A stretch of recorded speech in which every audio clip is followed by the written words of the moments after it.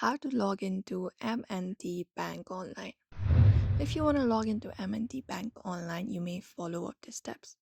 So you can basically go ahead and find their browser, their website into your browser, search for www.mtb.com, and then basically access it. You will be finding this particular interface. Now, the next step you need to do is look out for the login option within the interface, which is in the top right corner. Tap on it and you will be taken to the login page as well. Now, the next step you need to do is you can scroll down and you can find this option called M&T Online Banking. Go ahead and tap on that option and you will be taken to that page. And once you are there, you should be finding this particular interface right there. Now, all you gotta do in order to log in is enter up your user ID and your password in the designated field. After that, tap on login option on your screen.